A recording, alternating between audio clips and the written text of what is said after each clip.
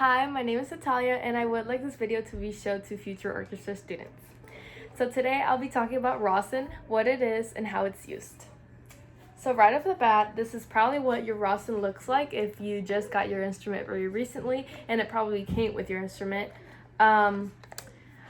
Just a little overview about Rosin. It comes from tree resin, which is really similar to tree sap, and it's initially liquid, but it actually gets turned into a solid, obviously further in the process of making it, so you get the consistency that you have when you actually get the Rosin.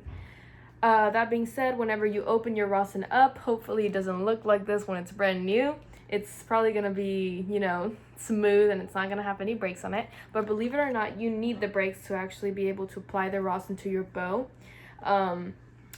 And I'll tell you why in a minute. But before that, I just want to mention that if you've been playing for a while now, then you probably have something like this Rosin, if not like a similar brand. And it probably looks like this.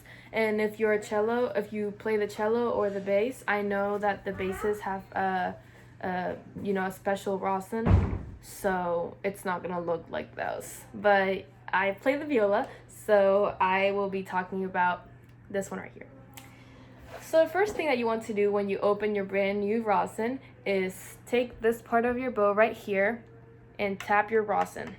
And you want to do it harder than what I just did, but I already completed that part of the process, and I don't want to tap it anymore, just because I don't want to do any more like breaks, just because you don't want to break it too much, because then it's not going to be that good of an outcome whenever you're actually applying the Rosin to the bow.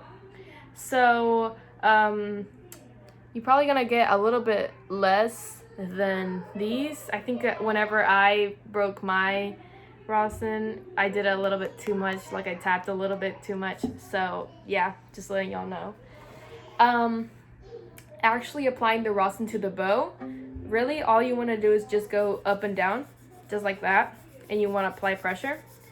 And you need to get the whole bow, well, not the bow, the bow hairs covered in Rawson, because whenever you're playing, you want to have a consistent sound, and you don't want one part of your bow, whether it's like the lower half or the upper half, whatever, you don't want either of those to be louder or softer than the other. So you just want to make sure that you go like this on your whole bow. And actually the two hardest parts to get the Rawson on are near the frog and the tip, and I don't know why that is the case, but it just is. So a little pro tip, whenever you're Rosining near the frog, put your thumb right here and just go like this, because I don't know if you can probably tell this part right here is a little bit darker than the rest of the bow, and that just goes to like prove my case that it's hard to Rosin on that part, and it's hard to get the Rosin on that part of the bow. So you'll probably be Rosining a little bit longer than I just did, just because I've been, Rosining my bow for a while now, and this is probably your first time Rosining your bow, so you want to make sure you just get it all on there. Like, don't even hold back, y'all. Like, it's really important to have enough Rosin on your instrument. So I'm going to just play a simple A right now, and I'm going to do a full bow stroke just to show y'all the consistency of my sound.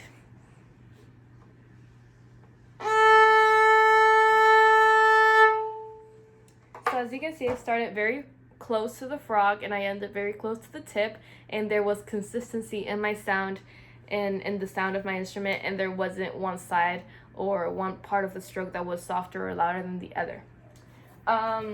So just some little tips. Make sure you keep your Rosin somewhere secure. I personally lost my Rosin one time when I was in 6th grade, and it was inconvenient because I had to ask my friends for their Rosin. But anyways, I personally like to Rosin my bow pretty much every day, just because the further you get into playing and the longer you play, you're gonna play like faster songs, louder songs, and whenever you're playing, if you're playing really loud and applying a lot of pressure to your instrument as you play, the Rosin is gonna come off really quickly. So you just want to make sure that your instrument or your bow has enough Rosin all the time.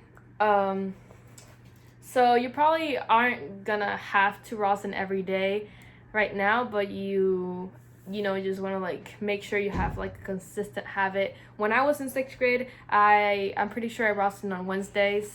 Just like every Wednesday I make sure I rosin my bow. And back then it was just necessary to do it like once a week, but it just builds up as time goes on. So that's it. If you have any questions, ask your teacher or Miss Alea, Miss Sheffield, or Mr. Eckerd. And I hope you guys learned something and enjoyed my video. And I'm sorry about all the background noise. That's just my chaotic family, but gotta love them. And yeah, thank you for watching.